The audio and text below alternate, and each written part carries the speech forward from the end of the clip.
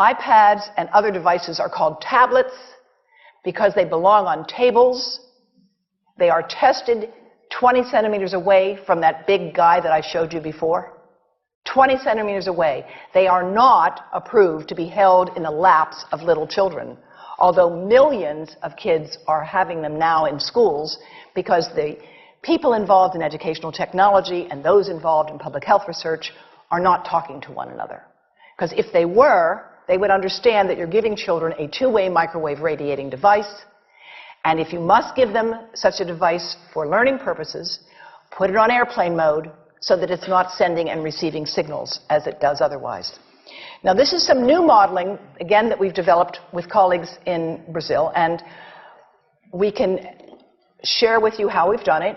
We first start out with the MRI and create the model with 1 millimeter voxels, and this is quite a bit of work goes into creating this, and here is what it looks like after a period of 6 minutes. And that's really not as bad as it might look, because you see the red area only gets partway through the eye of the adult, right? The one that we're really concerned about is this one with the young child.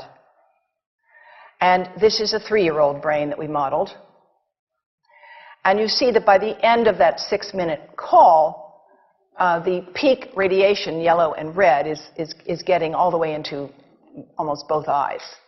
And again, this is one call, and it's not going to kill anybody.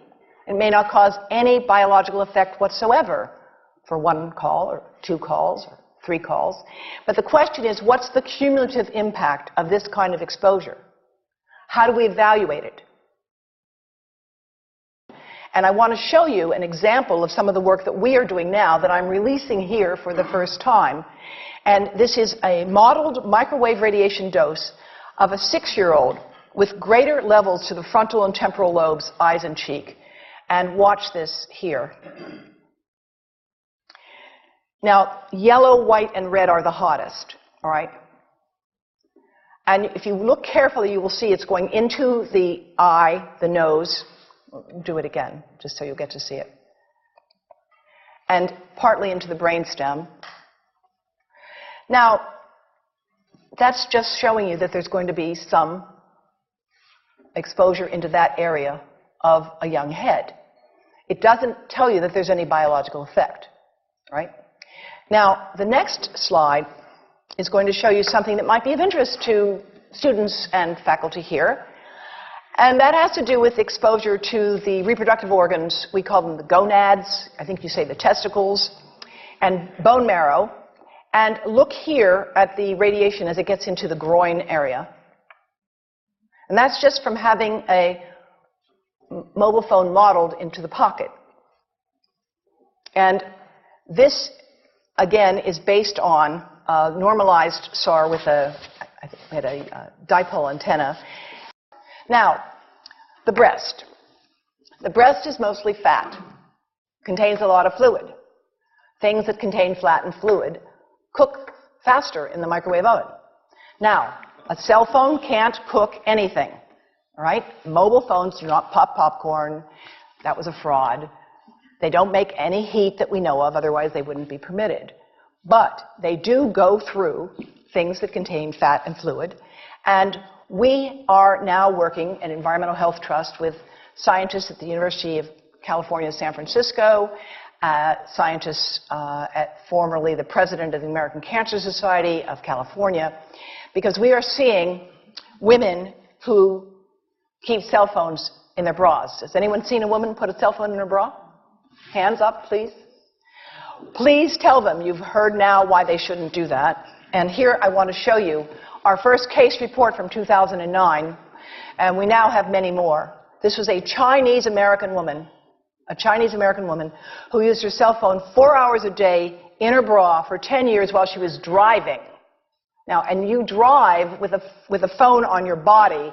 The phone is smart. It's going to go from one tower to another, and it's going to say, here I am, where are you, here I am. And it's going to be going to max power each time it moves from one cell tower to another. And there it was right next to her chest.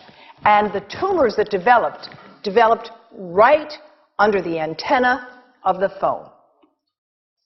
unusual tumors. But in the meantime, people have a right to know how you can minimize exposure. And again, I think this information is available on our website, will be available on yours. Remember, if you have to give a phone to a child, put it on airplane mode. And think about this. That microwave oven, it works because there's a metal box around the microwave signal, and the signal pings all over the place.